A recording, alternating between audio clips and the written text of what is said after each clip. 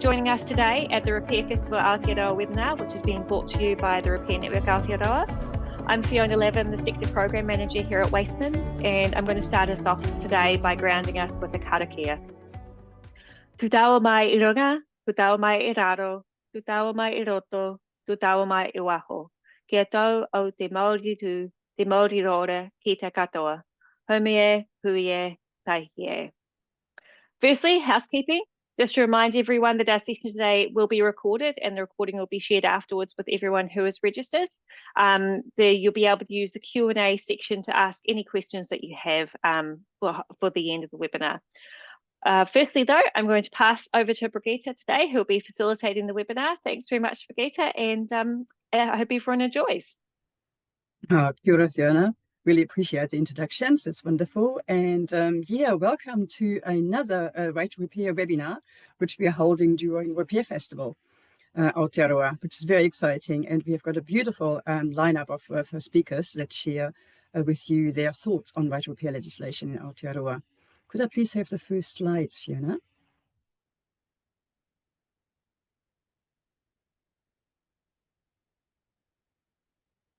Lovely. So I just want to offer a little bit of context. Right to Repair is part of a movement here in Aotearoa, which is led by the Right to Repair or by the Repair Network Aotearoa. And we started about 4.5 years ago. And we have 5 pillars. We are looking at repair community, which is based on repair cafés, then also repair education, repair economy, driven by businesses, as well as civic stewardship, where councils get involved, and also, of course, the advocacy of right to repair, looking at central government. So the idea is to induce and introduce behavior change and a cultural change, to create and generate and grow a repair economy, which hopefully needs to structure or change a circular economy in the repair movement and transforming communities through the stewardship repair. Next slide, please. So we started in a 2-pronged approach with community as well as legislation. And so we began late 2020, all during COVID, as you may recall. And now we have over 80 repair cafes all across the country. All right, we seem to have lost Brigitte. So what we might do in the moment is just go on to our next speaker. Brigitte was going to do all the introductions, so you'll just have to bear with me for a second. So I'd just like to introduce Honourable Marama Davidson, who's just going to give a bit of an overview. For those of you who don't know, the Right to Repair bill that has been before Parliament was introduced from the Green Party members' bill. So I'll pass over to Marama now. Thanks, Marama. Kia ora, Gemma. Thank you so much. Kia ora koutou. It's a beautiful day to talk about repair. Okay, so what we love about the Right to Repair bill, which I want to acknowledge has come from the repair community, and especially the work of Repair Cafe and organisations, all sort of contributing to this years and years long conversation. So I was very honoured to be able to put this bill into the ballot because it ticks all the boxes for us. It talks about it ensures that we are doing something for climate change, as well as the biodiversity crisis, and also the cost of living, which are always connected to a wasteful economy. So it's part of the vision of transitioning to a zero waste economy. And I just really want to acknowledge everyone for arriving to this place. So if we go to the next slide, thank you. So this is select committee process. Sorry, it is actually slide 2, the Right to Repair bills. I think we have to go back one. Oh, there we go. Thank you. So this slide is, that's a lot of words, but basically it's a bit of a timeline of the bill, where of course you had, as I mentioned, the background work from the petition, and the actual bill was developed by Ricardo Menendez March. Interestingly, it was actually picked up and lodged by Efeso, our late colleague, our much beloved colleague. When Efeso passed in 2023, I was really happy to pick it up from Efesel. It was pulled out, biscuit tin, April, first reading passed, yay, with the support of, it was New Zealand First. And then the select committee, it went through the select committee process. You can see there the main focus of the bill was removing the loophole that currently allows suppliers to opt out of existing repair obligations, and then that requirement on manufacturers. So trying to take the obligation back to the manufacturing part of the equation at the start to be able to provide, to encourage and enable providing that information, parts, software and tools necessary to diagnose and repair goods. And the requirement on also suppliers to repair goods instead of just automatically going to replacing them on consumer request. And look, I think just worth mentioning here, this was also very much about our proud Kiwi culture and tradition of we like to get into things and have a go and fix things. That's part of who we are. My own sister is testament in our family. She's that person. The video machine, look, I'm showing my age. The video machine, the electronic equipment, it was always just get Eddie over to have a look. So we're proud of that, part of who we are as well. So yes, it's about climate change, reducing waste, protecting our biodiversity, reducing costs, but it's also about who we are and identity. So if we go to the slide 3, should be select committee process. Right, let me dive into this a little. Fantastic, amazing submissions, right? Written and oral, 95 submissions in support of the bill. And less than, I will add, less than 2% of submissions in direct opposition. So that's another important issue to note. This has incredible public mandate. What I want to be clear about here is we went through detailed scrutiny, clause by clause by clause over those months and weeks. We talked about, okay, shall we do something about the scope, even to start off with? Shall we do something about the scope of the bill and get something over the line? What actually is a part? How do we prevent manufacturers from just saying, oh, a part is a whole half a dishwasher? You know, can we pull the conversation and the accountability back down to the most practicable, smallest part? We talked about, oh, what do we do about another part of us, which is how we love op shops and hoka shops, as many of us know them as. I want to be clear that at committee, across all of the members, including all of the government members, we went through clause by clause and got agreement or consensus, if not just flat, wide agreement, and in the odd occasion, the odd clause that went to a vote. We got amendments by agreement over the line, clause by clause, for all of these sorts of things. And it was also in response to submissions, to the expertise that came through, including the people very much pushing this, wanting to push this bill through, and the organisations like yourselves, Repair Cafés and Consumer New Zealand, for example, who gave us options for narrowing the scope of the products. So good work. I was in the select committee going, oh yeah, look, I can see that lobbying has been working because members of parliament are trying to constructively get something over the line. However, when it got to the final stage, after we had pretty much a whole tracked new bill, the government members rejected all of the proposed amendments. So we'll go to the next slide, please, which should be where we are now. Okay, we think the bill will come up next Wednesday. Next Wednesday is the sitting day. All of our amendments are published online. So basically, we took all of those amendments that the committee originally agreed to, and we've turned them into amendments that everyone can see online. We have requested, and I believe there is agreement, that we're going to meet particularly with New Zealand First, who could be a deciding factor, to really try and encourage and work with them to get this bill over the line. There is a strong mandate, as I talked about before, already. So this is what I want to be really clear about.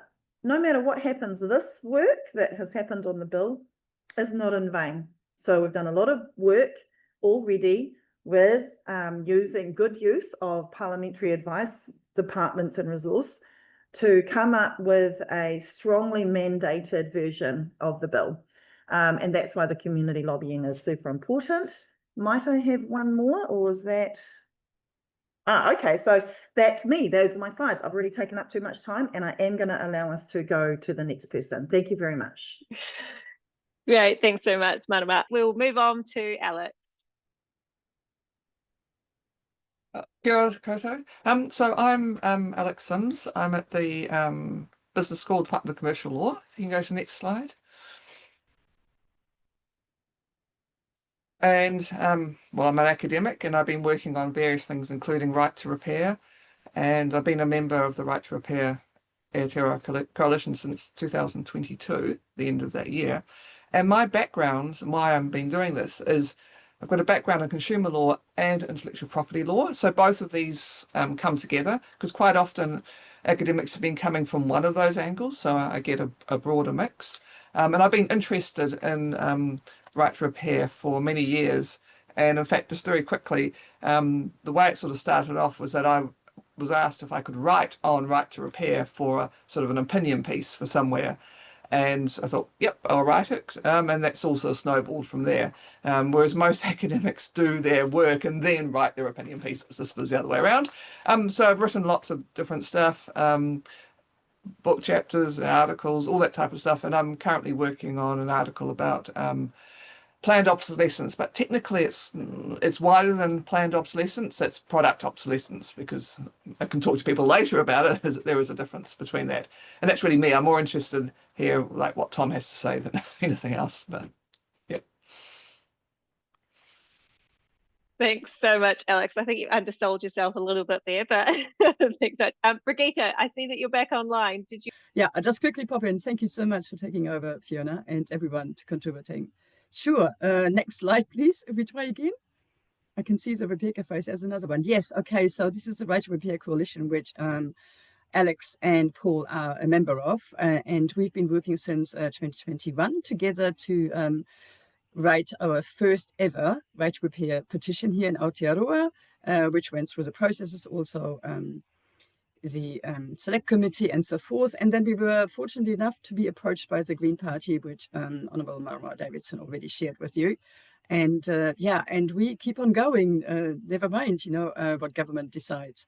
And we also need to keep in mind that actually this is an international movement, and people have been working for this, you know, for decades, and we are just at the beginning. So a little setback is actually not that bad, because we have raised awareness. We know that 95% of people do want legislation, and this is what we continue to work on. Next slide. Is there another slide? Okay, yeah. As I said, everything comes together in the Repair Festival, which demonstrates, you know, that people are really, you know, living and breathing, repairing, you know, and mending. And so we've got events by local councils and community coming together, also business workshops, business tours, webinars like this, right to repair legislation discussion. So all the 5 PO that I showed you in the first slide, they're actually coming together in action during the Repair Festival, which runs this week. So I think that's my little contribution. And yes, thank you so much, Fiona, for the opportunity. We got Paul next, do we? Yes. Fiona, Paul? Yes. Thank you, Brigitte. Kia ora koutou. So I've got 3 slides including this one, so I'll keep this brief.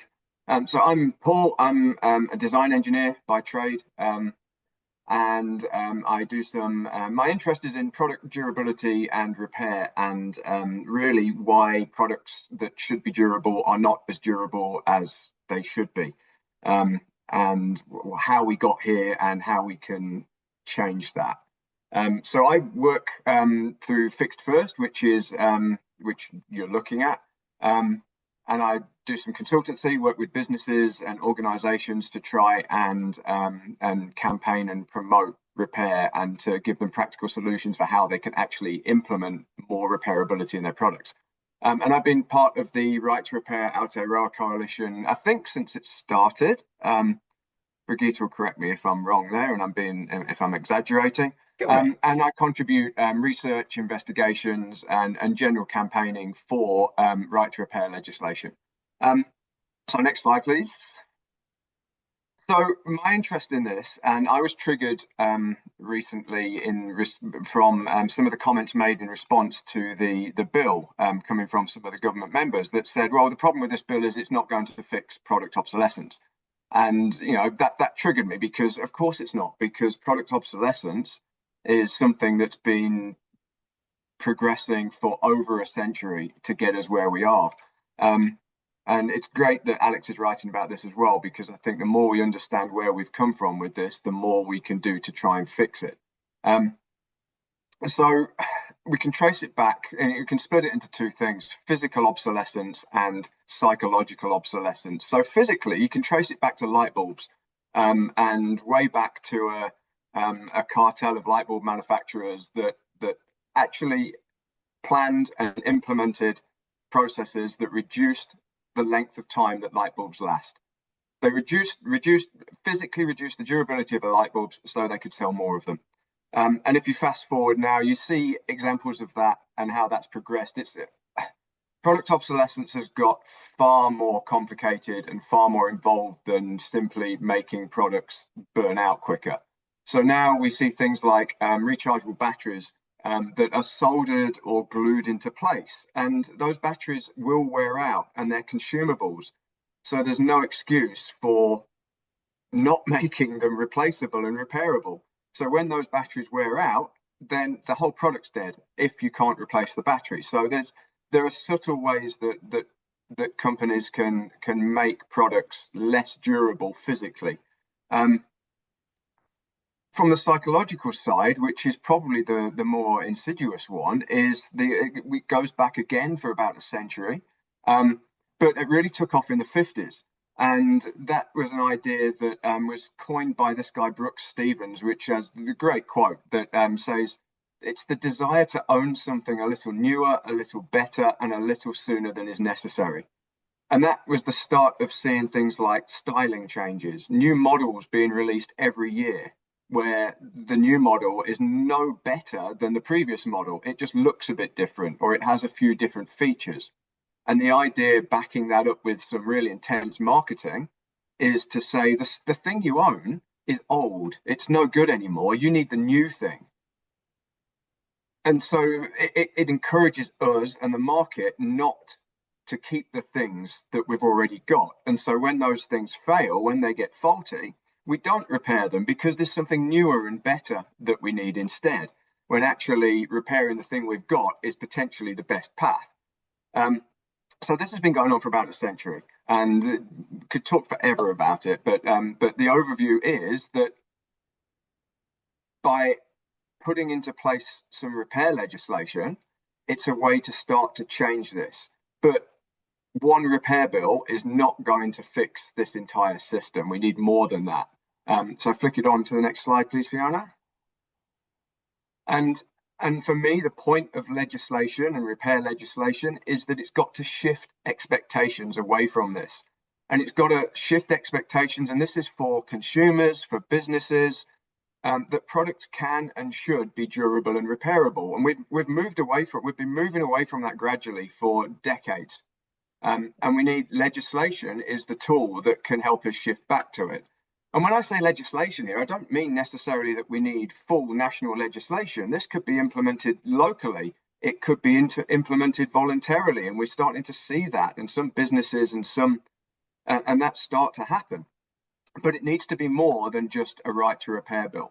The right to repair bill that we've got is pretty typical of what happens in that it's the first step. It's setting a minimum requirement. It's saying, here's a really low bar that all manufacturers have to do. So if you're selling products in our market, you have to do the basics of supporting repair.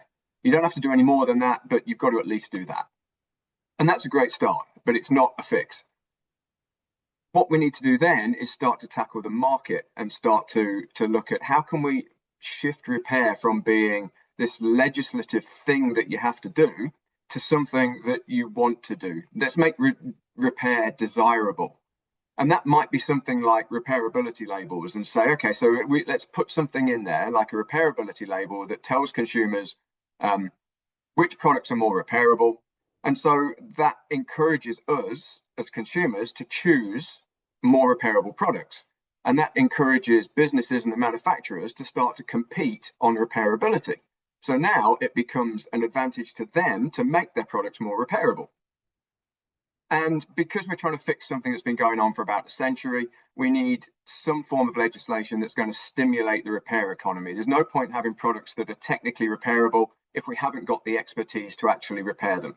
And that's where something like extended producer responsibility comes in, where manufacturers who are not making their products as repairable as they could be pay a fee. And that fee goes to stimulate the repair economy and essentially encourage the activities that keep those products out of waste. So I think we're on the track to get here, but we're right at the start of this at the moment. And it's a great journey to be on, because before this bill went through Parliament, we weren't even on this journey legislatively. I'm going to call that a word. So yeah, so it's a great place to be, and it's a really exciting time. And with the massive public support, I think we've really got a chance to move things along. And that's me. All right, that's me. Good morning, everybody. Thank you for the opportunity to share what we're doing in this space. I'm Andy. I co-founded Need Apart way back in 2009 with my friend Jared Tasker, and we had a mission to make spare parts accessible to Kiwis. And while we were the first to do this in New Zealand, we were very much basing our business model on similar overseas websites at the time. And I think that's a theme here, that we're not exactly treading new ground. There's a lot of this going on overseas and has been for a long time. Next one, please. So what do? We enable self-repair, and we see this as a complementary service to repair agents. There's a lot of admin overhead in matching people up with the correct part. As you can imagine, there's tens of thousands of appliance parts out there. We can only hold so many of them in stock. So this process often looks like consulting a parts diagram, confirming with the customer that we're talking about the same thing, finding out if it's available from the manufacturer.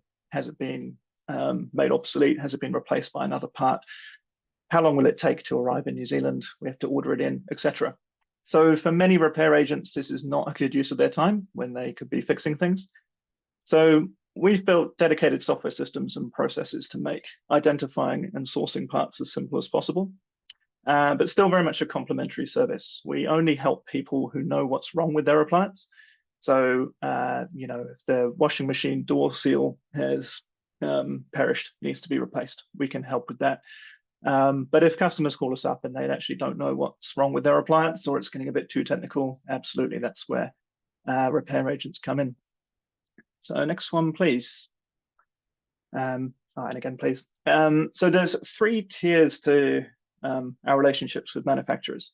So the first one, which we only work with one manufacturer in this way, is they hand off all operations to us. That means we provide parts to the repair agents on their behalf, as well as selling direct to consumer.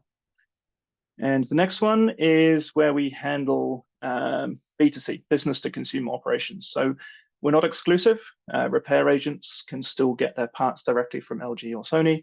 Some of our competitors can still get parts, but if you call up LG or you go on Sony's website, you'll be directed to us. And this usually happens in cases where the manufacturer just isn't well set up for business to consumer operations. So we're effectively facilitating that gap on their behalf.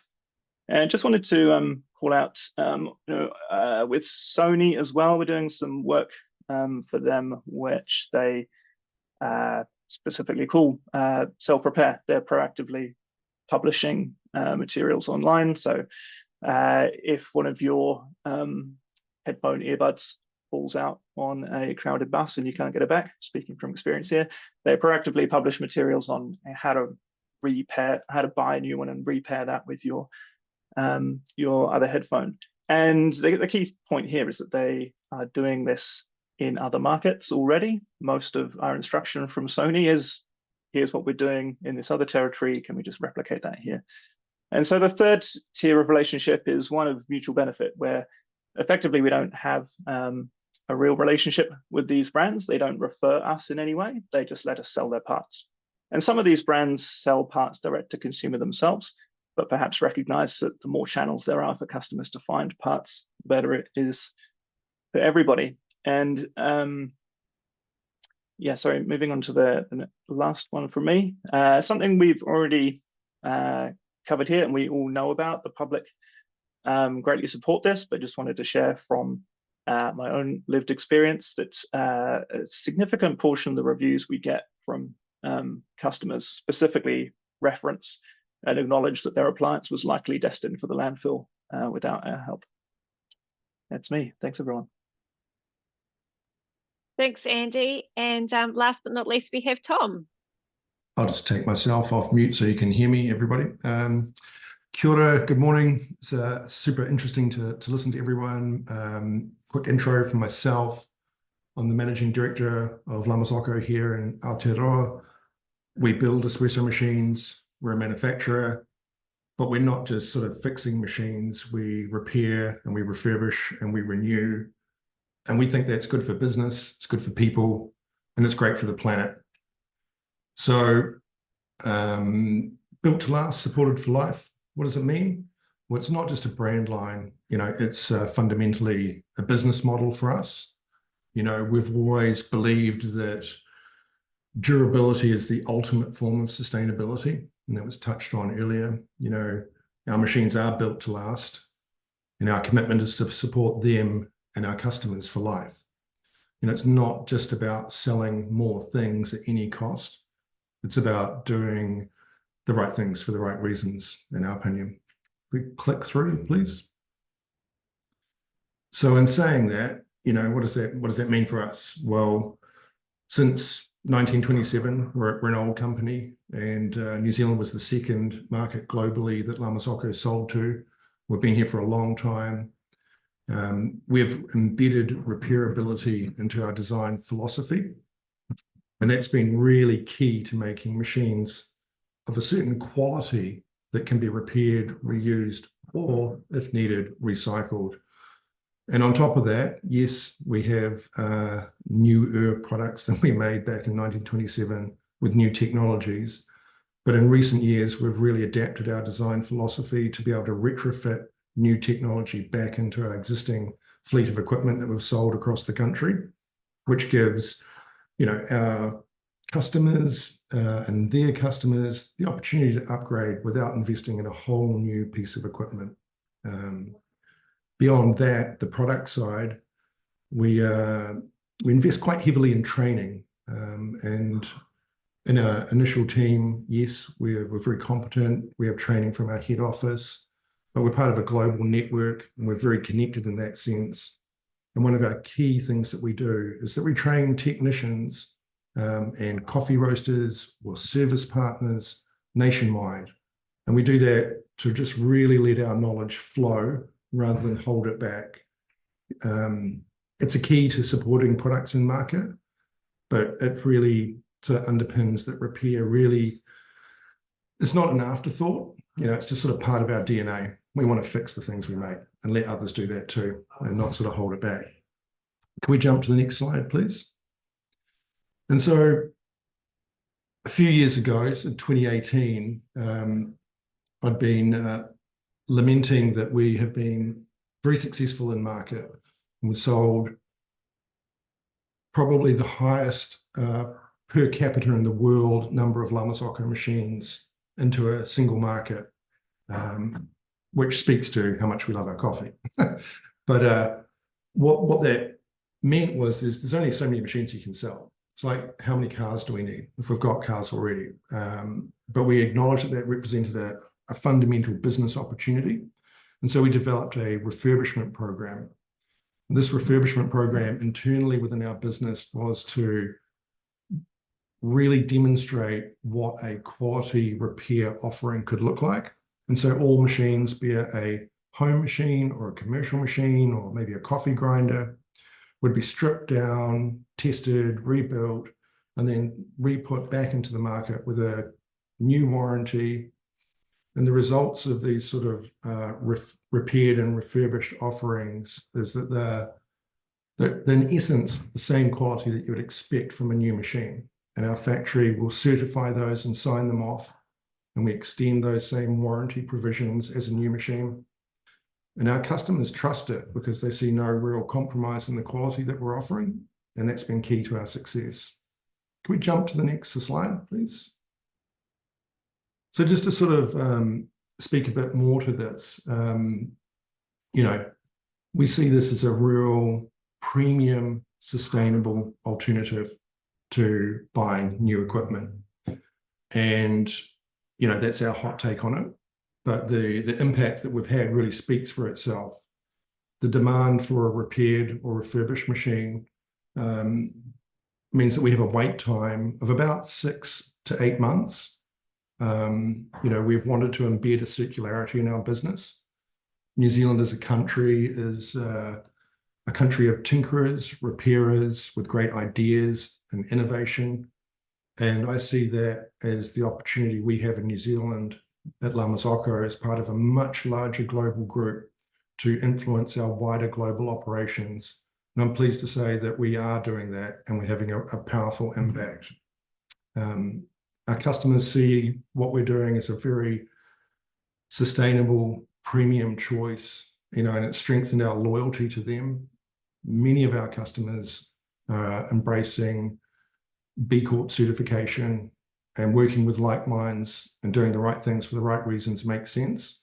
And that fosters, you know, increased loyalty to working with a manufacturer, I guess, with a conscience and intention behind what they're doing. But within our business, it's been deeply rewarding for our team. The opportunity to have impact, make a difference, and lovingly restore beautiful old machines and see them go out and help people make great cups of coffee for everybody is, you know, they know they're contributing to a more sustainable future, and we all need to be conscious of that. So that's the sort of repair first economy approach we're proud of building here at Marzocco. Yeah, that's all for me. Thank you. Great, thanks. I think Brigitte is going to try and facilitate some Q&A. So feel free to, if you have any questions, pop them into the Q&A. Yeah, thank you, everyone. Awesome presentations and so inspiring. I mean, yeah, I'm just really happy that we're here together today. And I was wondering, you know, looking at the 5 PO of the Repair Network Aotearoa, you know, you are representatives of different POs. And I just wonder, you know, what do you see, where do you see the connection between the PO coming from your specific perspective and how this could work towards, you know, the repair movement here in Aotearoa? Yeah. So do we have somebody who would love to start? I think Marama is nodding her head. Would you like to kick us off? I was nodding in appreciation of your kōrero, Brigitte, but I'm happy because as a politician, governments have powers to have impact on an economy. And if we're talking about a repair economy, I cannot go past the presentation that Tom just gave, because while Tom was speaking, I pulled up a quote from another business owner who said there are thousands of businesses in New Zealand who are trying their darndest to use business to solve our interconnected social, environmental, and economic crises, sometimes at great cost to their own prime profit, time, and resources. But as Tom just talked about, actually the rewards and the values add an extra contribution to the business itself as well. And government has a responsibility, actually, to solve those very interconnected issues of social, environmental, and economic crises. We have tools, we have resource, we can get in, and, you know, both Paul and Alex also were talking about other countries, they're already rapping ahead. I would love, for example, the thought of a repairability index. I'm like, yeah, let's get companies and organizations going, I've got a better repairability index than you do. And that really excites me. You cannot do that without some of the government responsibilities and tools that are required. And that's where politicians, members of parliament, we are supposed to be representative of our communities. This is something that our communities want. That is the role that politicians have to play, is to be able to impact and intervene in the market where the market alone is not solving those huge interconnected issues. Kia ora, Marama. That's fantastic. Yeah, As you mentioned, Tom, I wonder if you would like to comment as well, Tom. Absolutely. I mean, yeah, I mean, it's not a barrier. We can do this. And I think, New Zealand's small enough and agile enough to lead, and, just applaud the work the Green Party and Marama has been doing to kind of push this through. It's an example of the right thing for the right reasons. It's not hurt our sales of new products, but it's added a new business model, a new revenue stream that's complementary, it's adjacent, it's relevant. We all need to make the best decisions we can in life.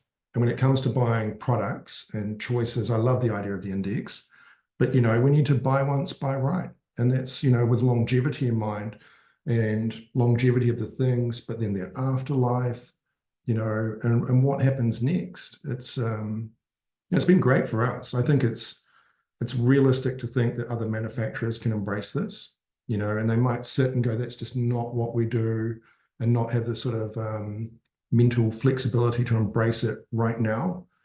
But that's the point. This change sort of won't happen overnight.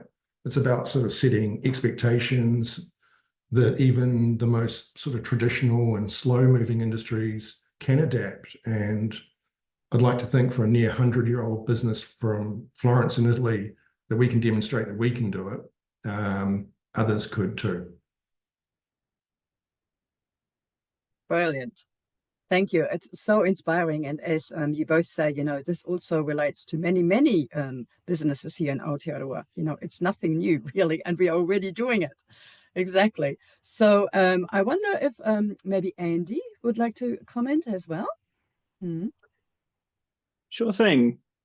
Yeah, I guess as a retailer of spare parts and an organization who attempts to, unite seekers of parts with the correct part for them, we can only do so much here, right? We can only sell the parts that the manufacturers make available. But just want to echo what Tom said. There are a lot of manufacturers who have solved this already, of the brands that I put up on screen. I won't, but I could tell you which of those do really well at this and which ones don't. There's definitely a broad spectrum of organizations who make parts readily accessible and make information about parts readily accessible. So I just, my biggest feeling, reading some of the debate and opposition to this bill, I just really can't believe some of these comments that this is impossible to implement and it will cost manufacturers so much more, and they will, exit the New Zealand market if they have to do this. We can see already that this is simply not the case. It just needs to be, the standard just needs to be lifted a bit. There are plenty of examples of organizations who do this well already. Indeed. Yeah, very, very encouraging. And how about Alex? Would you like to comment in some way, please? I just want to pick up what Andy was saying, that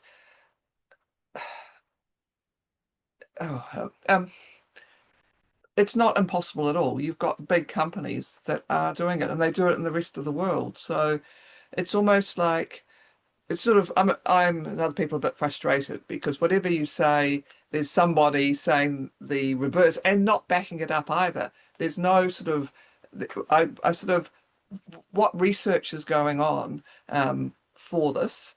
And there are sort of, I've read almost every article, and there is some research which is actually, how do I say, not more than misrepresenting things. And I just would like, if people are going to make policy decisions and politicians, to actually do some proper research and look to see what's going on and read what is going on. That's because for every, as I've said, everything people say they can't do, it is being done somewhere else. And also, it's also getting back to what we used to do. So in New Zealand, everything was repaired because, it was either it was made in New Zealand most of the time, so it was easily repairable, or if it was imported, it would be very, very expensive. And even if something wasn't repaired for the same functionality, it was repurposed. So, I mean, some people on this call may remember the old Fisher and Paykel washing machines. Those motors were brilliant, and they were used on all sorts of things. So it doesn't have to be, necessarily a repair, but it could be that repurposed one. It's sort of, and it is going on. It's sort of highlighting what is going on. That's why this webinar is brilliant, because we've got two excellent examples of this happening in practice. So the more examples that we can have of showing people, the better it is for everybody, I think. I could just add one quick thing. It would be that, the number of submissions that are in favour are so overwhelming that it's one thing. But what we see coming through in our business that reflects that is that essentially consumer choice is being driven by the lasting value of what they're buying. And they want to know that we have the ability to support them nationwide, and that it's a long-term decision that's the right thing for them. And, I think at times it's the true value of the object that you're buying, but there are lots of different price points at which you could buy, say, an espresso machine, but everyone should have the expectation that they can repair it.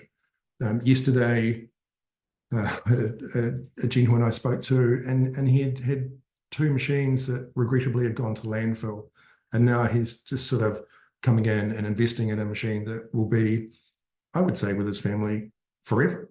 It's and I think that's the kind of thinking we need, but it's the younger customer set in particular that deeply care about these issues. And there's the right now in this moment, the work that we're doing together, but then there's the forever and the lag time of the consequence of the decisions we make today, whether that's supporting a bill like this or buying a product. And I think the government should be doing better. This is just a no-brainer, in my opinion.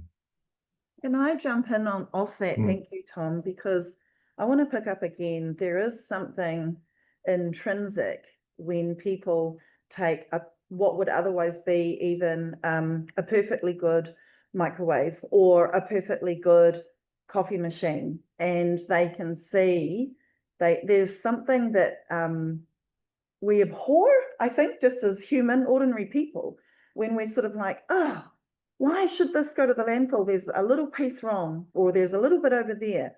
And there is something that really drives at us as human beings when the thought of putting something that would otherwise be perfectly fine, a vacuum cleaner, into landfill. There is something on that level that I think is holding the mandate for us.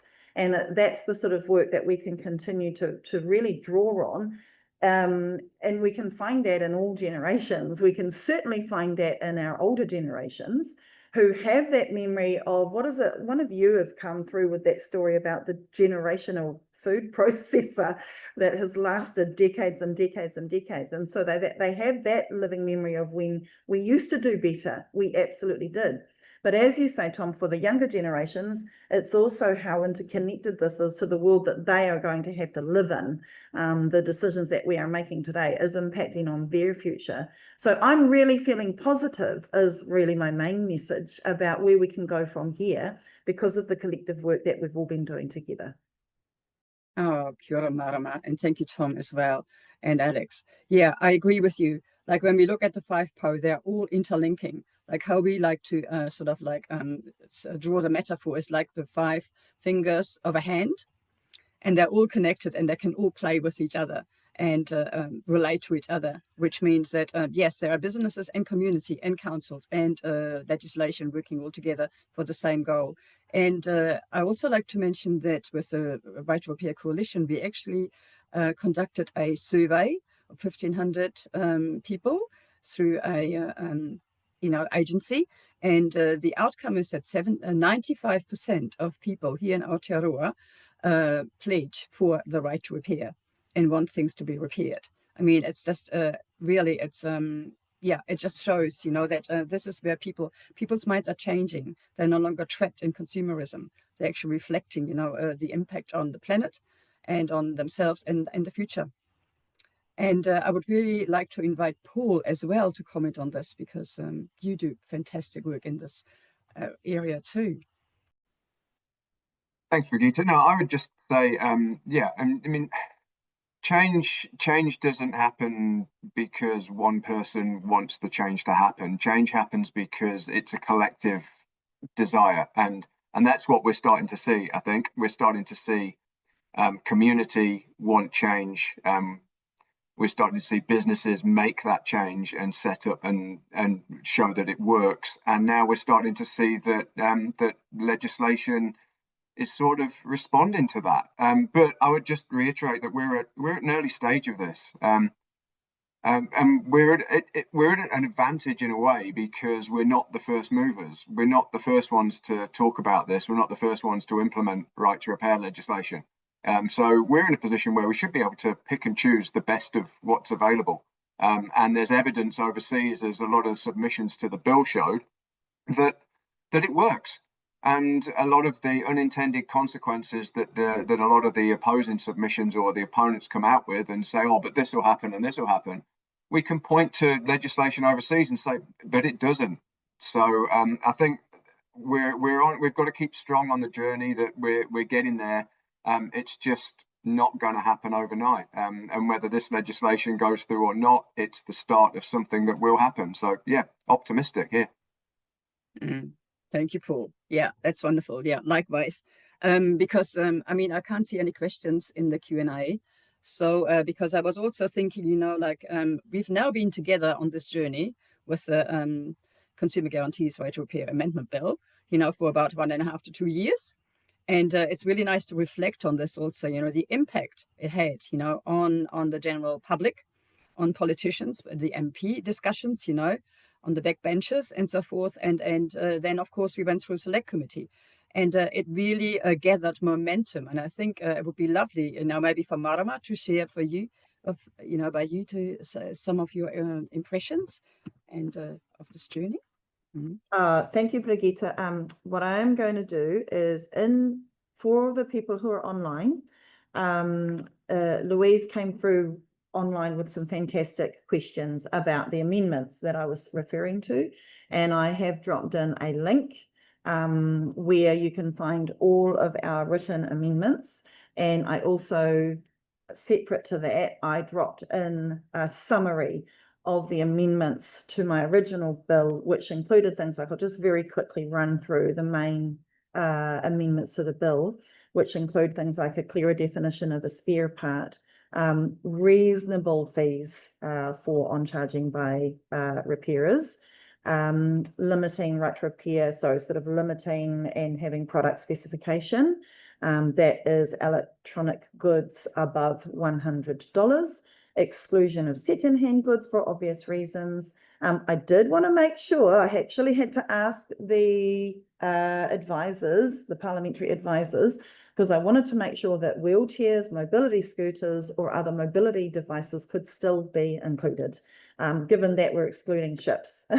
And I was affirmed that we wanted to make sure we include those, that single-use goods are excluded, and as I mentioned before, exclusion of goods worth less than $100. So the actual amendments are listed separately in the link that I put online. But Brigitte, further to your point, I will share that at Select Committee, I could see, and to your points, well, all of you, but particularly Tom, Andy, and Paul, where you were talking about the right thing to do. Look, take it from me, at the Select Committee, all across all members, so including government members, I can see that they want this to get across. I can see that they are hearing from their community people, that the people who are lobbying and having discussions with them has a real impact. I can see that they also can see that this is pretty sensible. This is really, it's really just some common sense. So Brigitte, when you talked about my experience, that's an experience that I'm sharing to fuel the hope and the journey that Paul is referring to. We are right there, people. I know that the bill in and of itself is only one small part of the bigger transition to having responsibility and product stewardship, even though I do feel that actually a lot of business is well ahead of government right now. That what this seemingly small bill has done is really put that awareness across the community in a way that not having the bill wouldn't have been able to do. So there is a mandate there, but there is also, I think, genuine understanding of this being the right and common sense good thing to do, also from government members of parliament. Thank you. Kia ora, ka pai. This is exciting because this is our analysis as well. You know, it really gained momentum, raised awareness of the issue, and also just really motivated people, right, to do the right thing. You know, and see the possibilities, and also collaboration. You know, so all these positive things, you know, moving forward together despite government, right? Just, create the culture, and when government is ready, you know, then we can actually provide the evidence this is working already, right? You know, and deserves support. Yeah, we've got a few minutes left, and I just wondered if there's anything that anyone would like to contribute from our speakers. I still can't see any questions, so I don't know if that has been disabled for me, but yeah. Is there anyone who would like to, just share something or some learning from this conversation? I always have lots to say. But one thing I would jump in with that we've recognised is that we need people to do essentially the mahi and do the repairing. And that in itself represents a phenomenal opportunity. There's it's highly specialised in espresso machines in some of the areas, but in others, you know, practical skills can help repair a wide range of products, but we have sort of acknowledged that nationwide that it creates employment for coffee machine technicians, and that's great. They do other things as well, but it's creating work, which is a really positive thing, as an offshoot of this work. Awesome. I just wanted to mention, what it also, repair also does is creates connection, between people, and also the items that you're working with, so it's restoring the mana, of each item, so, and to learn about the whakapapa of it. So I think all of this really contributes, to the value of repair, that it actually contributes to life and society. Yeah, so that's something that we see at repair cafes, for example, so, but also, at businesses as well. So, yeah. Anyone else? We've got a few more minutes if you like. And then I'll hand over to Fiona.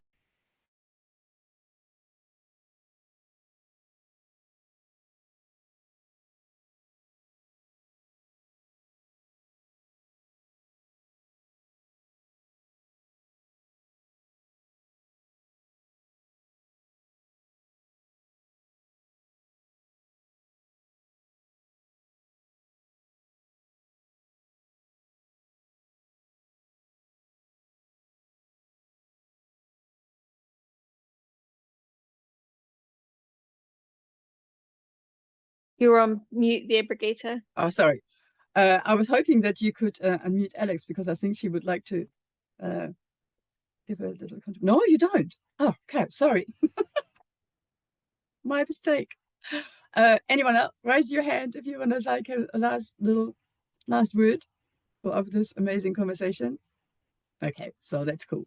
So this is, coming to an end, our incredible conversation. I'm so grateful to all of you presenting, and it's so inspiring, it's a passion, and it's a technique, it's a knowledge, it's a coming together, in doing the right thing, as you say, looking after people and planet, and we can do it. And there's so much support, so, and we also like to thank our audience, all the lovely people who stayed with us during this time early in the morning. And I just like to remind you also that we have the Repair Festival going on, so please go to the web page. Maybe Fiona can put that into the link, into the chat, and let people know. So it's Repair Festival Aotearoa 2025. And also I like to have a early announcement. It's International Repair Day. It's on 18th of October, where the whole world celebrates repair, and we will have another webinar, as well as many other in-person events happening as well.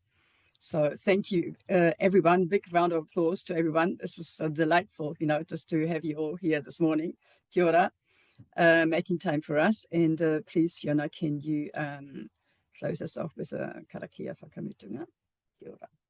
Kia ora. Thanks so much, Brigitte, and thanks once again to all of our speakers. It was really, really interesting. Thanks to those who are attending. Just a reminder that we have a number of publicly available webinars on the WasteMINZ website that you can check out on a number of topics, including other great businesses who are doing things not just in repair, but also in product stewardship and driving down waste to landfill. So just to close things off with the karakia. Ke whakairia te tapu, ke wai e te ara te ara. Ke turiki whakataha ai, ku turiki whakataha ai.